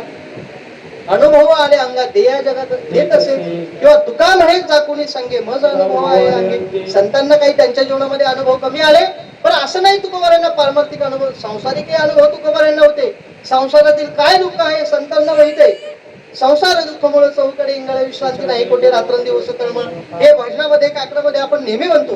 परंतु बारकाईने याचा विचार आपण कधी केला का? संत वचनाचा बारकाईने विचार केला पाहिजे. त्या वचनाचा जर आपण विचार केला तर याला त्याला आपल्याला विचारायची गरज पडत नाही की आपल्या जीवनामध्ये काय दुःख आहे. सुखी संतोषा न यावे, दुःखी विषादा न भजावे, लाभा लाभ न धरावे म्हणा माझे. ज्ञानोबाने म्हणतात जीवनामध्ये सुख जरी आलं तर जो उत्तम पुरुष आहे तो त्याचं धैर्य धारण करतो. सुख जरी आलं त्या सुखाला भारावून जात नाही, आणि दुःखाचा जरी प्रसंग जीवनामध्ये आला त्या दुःखाला सामोरे जाण्याचं सुद्धा सामर्थ्य त्याच्यामध्ये असलं पाहिजे. नाही तर दुःख आलं नाही एखादा मनुष्य डगमगून गेला चालत नाही. जीवनामध्ये असेही काही दुःख येतात, घडू नये ते घडतं. एखाद्या मनुष्याला 10, 12, 15 वर्ष निघून जाता मूल होत नाही, विकून तिकून मूल झालं तेही जगत नाही. काय दुःख असेल जीवनामध्ये? संसाराचं दुःख सोपं नाहीये. काहींजवळ कोट्यावधींची प्रॉपर्टी आहे, परंतु पुढची पिढी नाही ना ती प्रॉपर्टी सांभाळायला. काय करतं त्या प्रॉपर्टीला? काहींजवळ काहीच प्रॉपर्टी नाही, परंतु सगळ्या गोष्टी त्याच्या जवळ आहे. एखादा सामान्य शेतकरी आठवड्याचा बाजार करण्याकरता कधी कधी पैसे राहत नाही, तरी पण तो चटणी भाकर खाऊन जीवन जगतो. असं नाही, सगळ्या गोष्टी परिपूर्ण अंगाने आपल्याला प्राप्त होतात. शास्त्राचं वचन आहे, आतापर्यंत देव परिपूर्ण अंगाने कोणालाही कोणत्या गोष्टी देत नाही. आतापर्यंत कोणाला दिलेला आपण तर काय ऐकलं नाही, आणि याच्यानंतर मला वाटतं देण्याची शक्यता कमी. हा, परिपूर्ण अंगाने जर परमात्म्याने सगळं दिलं असतं तर देवाचं चिंतन घडलं नसतं. म्हणून एक छोटस उदाहरण सांगतो आणि आपल्या हृदयाचं महत्व मी आपल्याला पटवून सांगतो. भजन करा विठ्ठल.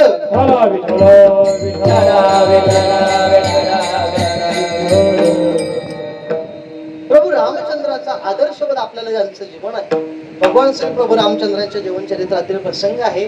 ज्या वेळेस वनवासामध्ये भगवान प्रभू रामचंद्र, लक्ष्मण, भैया, सीतामाता त्या वनवासामध्ये जात असताना एक प्रसंग, एक दिवसाचा प्रसंग असा घडला की चालता चालता तहान लागली. सगळ्याला तहानेनं व्याकुळ झाले. सीतामातेनं सांगितलं, स्वामी तहान लागली, पाणी पिण्याकरता काही नाहीये. देवानं सांगितलं, हो लक्ष्मणा मला पण तहान लागली म्हणे. पाणी पिण्याकरता जवळ काही दिसत नाही, तलावर नाही, सरोवर नाही, काय केलं पाहिजे? अशा परिस्थितीमध्ये देवाला सुद्धा तहान लागली ना. मनुष्य रूपाने कलियुगामध्ये ज्यावेळेस भगवान प्रभू रामचंद्र अवतीर्ण झाले मनुष्य रूपामध्ये, मग कर्म करण्याकरता सुद्धा त्यांना चमत्कार करण्याची काही गरज पडली नाही. देवानं सुद्धा आपल्यासारखी कर्म भोगली. ज्ञानोबा सांगतात, कर्माशी शंभू मानी आपण किती पळशी कर्म भोग, कर्मापासून आपण बाजूला जाऊ शकत नाही. कर्म हे आपल्याला करावंच लागतं. तो देव जरी असला, ज्या हेतून त्याने जन्म घेतला ते कार्य त्याला परिपूर्ण करावं लागतं. मनुष्य रूपाने जन्म घेतला ना, पाण्याची उत्पत्ती देवाने केली नाही. पण अशा प्रसंगामध्ये काय झालं, एक मोर त्या ठिकाणी जवळ आला. देवाचं ते तेज बघितलं. मागच्या जन्मामध्ये काहीतरी गंधर्व असला पाहिजे. देवाचं दर्शन घेता आणि सांगितलं, परमात्मा, हे भगवान, तुम्हाला पाणी प्यायचं असं मला दिसतंय, व्याकुळ झालेला तुमचा चेहरा मला दिसतोय, जगाचा असणारा तुम्ही मालक आहे. आज माझं भाग्य, मी तुम्हाला पाणी पाजण्याकरता घेऊन जातो. मला एक तलाव माहितीये म्हणे, चला माझ्या बरोबर. कोण सांगतोय? मोर सांगतोय देवाला. बरं, मोरानं नेलं महाराज, परंतु मोर हा पक्षी आहे, जमीनतून काटे कुठे त्याला झाडा झुडपातून चालता येत नाही. त्यानं सांगितलं, देवा तुम्हाला तलावाचा मार्ग सापडणार नाही. मी काय करतो, माझा जो एक एक पंख आहे तो पंख खाली टाकत चालतो आणि त्या सरोवरापर्यंत तुम्हाला घेऊन जातो. देवानं सांगितलं, काही हरकत नाही, ठीक आहे. परंतु सांगायचा मुद्दा असा, जर मोराने त्याच्या इच्छेच्या विरुद्ध त्याचे जर पंख काढले तर त्याला मरण येते. विशिष्ट ऋतूमध्ये ज्यावेळेस पाऊस येतो त्यावेळेस तो आपला पिसारा फुलवतो, परंतु त्याच्या इच्छेच्या विरुद्ध जर त्याने पंख काढले तर त्याचं मरण जवळ असतं. त्याने विचार केला, देवाला पाणी पाजायचं, रस्ताही दाखवायचा. त्याने एक एक पंख काढीत काढीत देवाला रस्ता दाखवला. त्या सरोवरापर्यंत परमात्मा आले. भगवान प्रभू रामचंद्राने ते जलप्राशन केलं, पाणी पिले. सीतामाया पाणी पिले, लक्ष्मण भैया पाणी पिले आणि पाणी पिल्यानंतर त्या मोराचे जेवढे काही केस होते ते गळून पडलेले महाराज. घरात तिथं पडलेला तो मोर, डोळ्यातून अश्रू येत आहेत. देवाने बघितलं, अरे हा विचार आपल्या लक्षात आला नाही, याच्या विच्छेविरुद्ध याने जर पंख काढले याला मरण येईल. देवाला वाईट वाटलं आणि वाईट वाटल्यानंतर त्या मोराला असलेल्या जगाच्या मालकाने आपल्या मांडीवरती घेतलं आणि मांडीवरती घेतल्यानंतर त्याला प्रश्न विचारले, बाबा का आमच्यावरती एवढे उपकार केले तू? एकदा आम्ही मनुष्य योनीमध्ये जन्माला आलो म्हणे, हे अवतार कार्य करण्याकरता कशा करता आमच्यावर उपकार केले? तुझ्या उपकारातून आम्ही उतरही होऊ की नाही सांगता येत नाही. त्यावेळेस सांगितलं, तो मोर सांगतो, देवा अहो काय काळजी करतात म्हणे, तुमच्याकरता योगी योग करतात, तपी तप करतात, जपी जप करतात, फक्त तुमचं भजन करतात, चिंतन करतात, रात्रंदिवस नामस्मरण करतात, त्यांना तुम्ही स्वप्नामध्ये सुद्धा भेटायला तयार नाही. माझ्यासारख्या तुच्छ सेवकाच्या हातून आज तुम्ही पाणी पेले, एवढी तरी मला तुमची सेवा करता आली. अजून मला काय भाग्य पाहिजे देवा? मला काही इच्छा राहिलेली नाही. बस माझं जीवन किती धन्य आहे. आज तुमच्या मांडीवरती माझं मरण आलं, मला आता काही इच्छा राहिलेली नाही. कोण सांगतोय? मोर सांगतोय. त्याला त्याच्या जीवनाचं महत्व कळालं. त्याच्या योनीमध्ये त्यांनी जी दशा भोगली, देवाच्या मांडीवरती मरण यावं, कितीतरी प्रकारचं त्यांना पुण्य केलं असेल. त्यावेळेस देवाने सांगितलं, बाबा काळजी करू नको, मी तुझी जी असणारी इच्छा आहे, राम अवतारामध्ये भगवान प्रभू रामचंद्राने त्या मोराला वचन दिलं, काही हरकत नाही, तुझे जे उपकार आहे त्या उपकाराची परतफेड मी कधी करेल? कृष्ण जन्मामध्ये तुझा जो पिस आहे तो मोराचा पिसाला मी माझ्या मुकुटावरती धारण करेल. किती मोठं महत्व आहे. परमात्माने आपल्याला भक्ताचं प्रतीक आपल्या डोक्यावरती घ्यावं. याच्या पलीकडे जाऊन सांगतो की आपल्या भक्ताने निस्सीम जर परमात्म्याची भक्ती केली, जीवनामध्ये नामस्मरण केलं, पिसारा सुद्धा देव आपल्याला डोक्यावर घेऊन नाचवतो. इतिहासाचे संशोधक सांगतात, ज्ञानोबारांनी ज्यावेळेस ज्ञानेश्वरीची रचना केली, ज्ञानेश्वरीच्या माध्यमातून संपूर्ण जग त्या परमात्म्याच्या हरिभजनाकरती लागलं, संपूर्ण जगाचा उद्धार झाला, कल्याण झाला. त्या ज्ञानोबांनी ज्ञानेश्वरी लिहिली. इतिहासाचे काही बाहेरच्या देशामध्ये जे तत्वज्ञानी लोक आहेत, मोठे मोठे उच्च शिक्षित लोक आहेत, त्यांना मात्र त्याचं काही महत्व नव्हतं. परंतु एक मनुष्य जर्मनीतील मनुष्य आहे, जर्मन देशातील, तो आपल्या भारतामध्ये आला, ज्ञानोबारांच्या अलंकापुरी नगरीत आला. आणि नगरीत आल्यानंतर त्याने ज्ञानोबारांची ज्ञानेश्वरी बघितलं. सगळ्या भाषेचं त्याला ज्ञान होतं. सगळ्या भाषा शिकल्यानंतर त्याने ज्ञानेश्वरी वाचली आणि ती ज्ञानेश्वरी वाचल्यानंतर आमचे मामासाहेब दांडेकर सांगायचे, संस्थेचे गुरुवर्य गुरुनाम गुरु मामासाहेब सांगायचे, ती ज्ञानेश्वरी त्या मनुष्याने डोक्यावरती घेतली आणि एवढा मोठा उच्च शिक्षित विद्वान असणारा जो तत्वज्ञानी मनुष्य आहे तो माऊलीच्या प्रांगणामध्ये नाचू लागला. एका साधकाने महाराजांनी प्रश्न केला, अहो काय झालं तुम्ही ज्ञानेश्वरी घेऊन सांगतात? त्याने सांगितलं, माऊली महाराज, मी माझ्या जीवनामध्ये फार तत्वज्ञानाचा अभ्यास केला, इतर देशातील सगळ्या ग्रंथाचं माझं ज्ञान आहे, परंतु आतापर्यंत ज्ञानेश्वरी सारखा पवित्र ग्रंथ मी बघितला नाही. आणि हा ग्रंथ माझ्या जीवनामध्ये जर मी वाचला असता तर दुसऱ्या ग्रंथाचं मी चिंतन केलं नसतं. विठ्ठल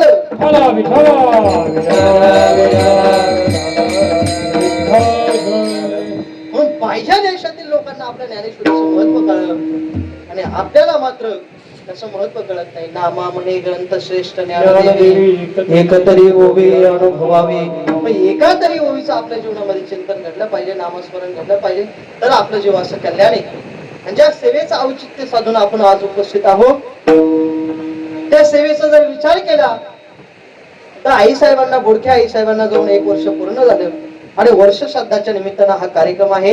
ज्ञानोबा सांगतात, आणि सोम सूर्यादी ग्रहणे करिता तयाची पारवणे का माता पितर मरणे अंकित ते दिवस. ज्ञानोबा सांगतात तर आपल्या घरातील एखादी व्यक्ती मृत पावली आणि ती मृत पावल्यानंतर 1 वर्षानंतर आपण वारकरी संप्रदायाच्या नियमाप्रमाणे एका साधकाप्रमाणे काहीतरी कार्यक्रम करत असो, नामसंकीर्तन करत असो, तर त्या जीवाचाही उद्धार होतो आणि आपलाही उद्धार होतो. करिता तयाची पारवणे का माता पितर मरणे अंकित ते दिवस. एखादा साधक आहे, एखाद्या महाराज मंडळी, एखादा साधू आहे, विशिष्ट पर्व काळावरती त्याने गंगेमध्ये स्नान केलं, त्याची फलश्रुती त्याला प्राप्त होते. तशी आजच्या या परिवाराकरता ही एक पर्वणी आहे, हा एक पर्व काळ आहे आणि या पर्व काळावरती मनुष्याने काय केलं पाहिजे? नवीन कपडे परिधान केले पाहिजे. आता वर्ष श्राद्धाच्या ठिकाणी ते घराची जी मंडळी असतात, ते सदस्य असतात, हा प्रश्न आपल्याला कधीतरी पडतो की नवीन कपडे का घालतात? त्याचा विचार एकच आहे, शास्त्र त्याचं मागचं कारण आहे. ज्ञानोबा सांगतात, नवीन कपडे परिधान केल्यानंतर आपण जे कपडे घालतो तसे विचार आपल्या अंतःकरणामध्ये धारण होत असतात. मग गुरुदेव बाबा सांगतात, पांढरे शुभ्र कपडे जर पोषक कपडे आपण घातले तर आपल्या अंतःकरणामध्ये विचारही चांगले येतात. मग तसे जे नवीन कपडे आपण परिधान केले, जुने विचार, जुने जे दुःख आहे, आपल्या घरातील झालेले सदस्याचं जे दुःख आहे ते आपल्या अंतःकरणामध्ये नाहीसं झालं पाहिजे. आणि आपण आपल्या जीवनामध्ये उज्ज्वल भविष्याकरता जी काही आपल्याला प्रगती करायची, सगळे विचार सोडून नवीन कपडे परिधान करायचे आणि नवीन दिशेनं आपल्या जीवनातील वाटचाल करत राहायचं. कारण की जीवन हे कोणाकरता थांबत नाही, काळ हे कोणाकरता थांबत नाही. किती महत्वाची व्यक्ती असली तरी, आपली आई असू द्या, वडील असू द्या, एक वेळेस संसार थांबतो परंतु परमार्थ थांबत नाही. आणि कुठल्याही अवस्थेमध्ये परमार्थ थांबता कामा नाही. अर्जुन ज्या वेळेस सिद्ध भूमीवर युद्ध करण्याकरता तयार झाला, परंतु युद्ध करण्याकरता अर्जुन तयार होत नाहीये. भगवान परमात्मा अर्जुनाला उपदेश करतात, अर्जुना अरे काय करतो म्हणे, मूळ धनुष्य बाण घे. अर्जुन सांगतो देवाला, देवा अरे माझे आई वडील आहेत समोर, हे माझे चुलते, हे माझे गुरु आहे. मी पार्थू द्रोणाचा केला, त्याने धनुर्विद्या मदती दिला, ज्यांनी मला धनुर्विद्या शिकवली आणि त्यांच्यावरतीच मी बाण चालवावा. आणि हेही सोडून दे, ज्या गोष्टीमुळे तुम्हाला प्राप्त झाला, माझ्या जवळच्या माणसाचा जरी वधू करून गोत्रजांचा वसोटा होईल पापांचा, माझं जोडला असे तू अतिचा दूर होशील. अर्जुन सांगतो, देवा अर्जुनाचा प्रश्न ही गोड आहे. देवाला सुद्धा अर्जुनाचा विचार करावा तेवढा अर्जुनाचं कौतुक कमी आहे. देवानं विचार केला, या जगाचा मालक मी आहे, चालक मी आहे, आणि माझा भक्त मला याच्याकडे देण्याकरता उत्तर सापडत नाही. काय उत्तर द्यावं अर्जुनाला? अर्जुन सांगतो, देवा जर माझ्या वधू करून गोत्रांचा, माझ्याच माणसांना, माझ्याच आई वडिलांना जर मी मारलं, तर मला तू जेवढा जवळ आहे, तू माझ्या जवळ थांबशील का? अरे मला सोडून निघून जाशील ना? पायकू पाठीशी घातला आपण पुढा राहिला, त्याने पंचजन्य अस्फुरलेला आवडलेलाचे. ज्ञानोबारांनी त्याचं वर्णन केलंय. आणि ज्ञानोबारांचा प्रताप याच्या पलीकडे जाऊन जर सांगायचं झाला तर आमच्या संस्थेचे गुरुवर्य मंडळी सांगत असतात, कुरुक्षेत्रावरती ज्या वेळेस अर्जुनाला भगवान परमात्म्याने या जगाच्या माध्यमातून उपदेश केला, गीता सांगितली, आणि ती गीता सांगत असताना अर्जुनाला सांगण्याकरता देवाने विचार करावा, मला जे जमलं नाही ते ज्ञानोबारांनी कलियुगामध्ये सांगितलं. ज्ञानेश्वरी जर कलियुगामध्ये अर्जुनाला सांगितले असते तर अर्जुन लगेच युद्धाला तयार झाला असता. विठ्ठल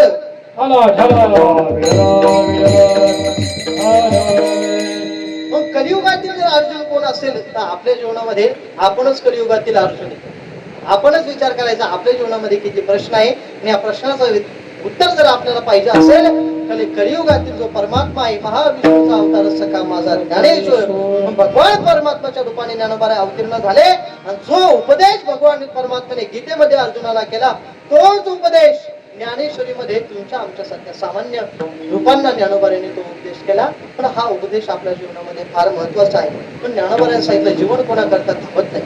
आपल्या जीवनामध्ये दुःखाचे प्रसंग येतात, कठीण प्रसंग येतात, सुखाचेही दिवस येतात, परंतु प्रत्येक परिस्थितीमध्ये मनुष्याने काय केलं पाहिजे?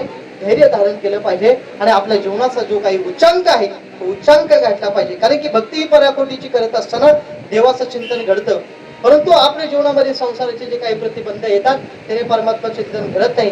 संसार हा करावा लागतो तो संसार नाही ना, सहजरित्या घडत असतो. आपल्या वाचून काही कोणाचं थांबत नाही, परंतु परमार्थ हा करावाच लागतो. आणि तो जर केला नाही तर आपल्याला मेल्यानंतर चांगली गती प्राप्त होत नाही. आणि मनुष्य जरी योनी जर प्राप्त करायची झाली तर पाप आणि पुण्य दोन्ही समान लागतं. तर मनुष्य आपल्याला जन्म मिळतो ना, तर आपल्याला मनुष्य जन्म मिळत नाही. पण मनुष्य जन्म मिळण्याकरता सुद्धा देवाचं चिंतन करावं लागतं. आणि तुकोबारांना आपण प्रार्थना करू, कारण की तुकोबार सुद्धा देवाजवळ प्रार्थना करतात, मोक्ष पद तुच्छ केली या कारणे आम्हा जन्म घेणे योगायोगी. देवा जर तुझं भजन हे संपूर्ण जग करत असेल, विश्व करत असेल, तर अनेक वेळा आम्हाला जन्माला घाल, नाही तर आपण एकदाच जन्माला कंटाळतो महाराज. एकच जन्म आपल्याला नकोसा वाटतं. भागवतामध्ये नाथ महाराजांनी सुंदर वर्णन केले, मनुष्याच्या जीवनामध्ये त्याचं मरण जर काय असेल, प्रारब्धाने तो मरण पावला, अपघाताने तो मरण पावला, याला मरण म्हणत नाही. नाथ महाराज भागवतामध्ये मरण कशाला म्हणतात? की ज्याच्याकडून भगवंताचं चिंतन घडत नाही, नामस्मरण घडत नाही, त्याला मरण म्हणतात. जो पावणी नर श्रेष्ठ शरीर नूतनेचे संसार पार, तो आत्महत्या राहणार सत्य साचार उद्धवाला सांगत असताना परमात्म्याने जो उपदेश केलाय तो नाथ महाराजांनी भागवतामध्ये सांगितलाय की ज्याच्याकडून देवाचं नामस्मरण घडत नाही, या जीवनात त्याने केलेली स्वतःची आत्महत्या आहे. आत्महत्या म्हणजे जीव देणं, याला आत्महत्या म्हणत नाही. शास्त्राचा नीट अभ्यास करा आणि नीट लक्षात घ्या. नाथ महाराजांना, ज्ञानोबारांना भागवतामध्ये, ज्ञानेश्वरीमध्ये काय सांगायचंय, तुकोबारांना गाथेमध्ये काय सांगितलं. वेदाचं ज्ञान नाही आपल्याजवळ, परंतु आपल्याकरता पंचम वेद म्हणजे जगद्गुरु तुकोबारांचा गाथा आहे. त्या गाथेतून जगद्गुरु तुकोबार आहे आपल्याला उपदेश करतात आणि या अभंगामध्ये आपल्या मानवी जीवनाच्या कल्याणाकरता जो उपदेश केला आहे तो उपदेश लक्षात घ्यायचा. क्षणोक्षणी हाचे करावा विचार, करावया पार भवसिंधू. पण आपल्या जीवनामध्ये वेळ फार महत्वाची आहे आणि त्या वेळेचं स्मरण करता करता उपजे ते नाशे, नाशिले ते पुनरपी दिसे. हे घटिका यंत्र जैसे परिभ्रमे का. घड्याळाचं उदाहरण ज्ञानोबा यांनी दिलं. घरामध्ये घड्याळ प्रत्येकाचे असतं, ते आपल्याला वेळ दर्शवतं. तसं आपल्या जन्म मरणाचं जे घड्याळ आहे हे काळ आपल्याला वेळ दर्शवत असतं की हा देह आपला जास्त दिवस नाही, कधी ना कधी जाणार आहे. या वेळेचं महत्व लक्षात घेऊन देवाचं चिंतन करा एवढंच तुम्हाला सांगतो आणि माझी सेवा या ठिकाणी समर्पित करतो. आपली संकल्पित वेळ झालेली आहे आणि गुणही वाढत चाललेला आहे. भजन करा, एकदा वर हात करा. विठोबा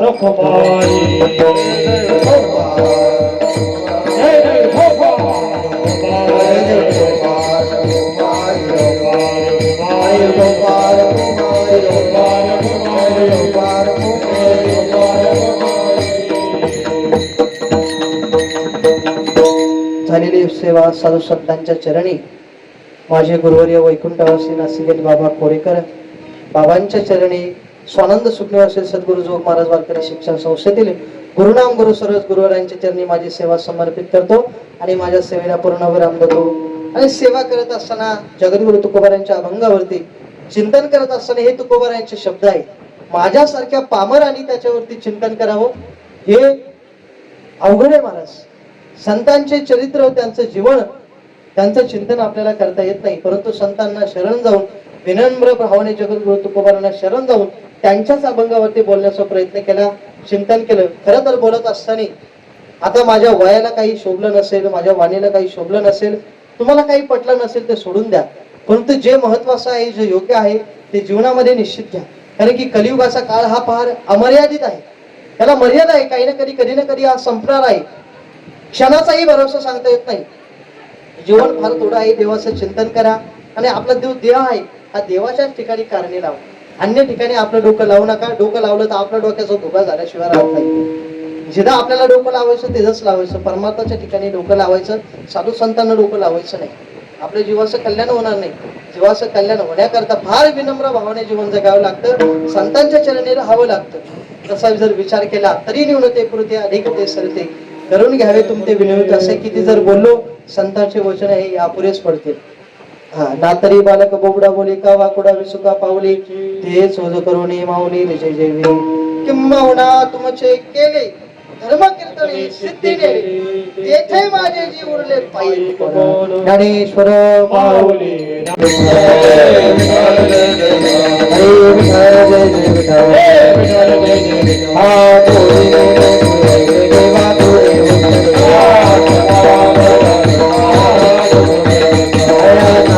विचार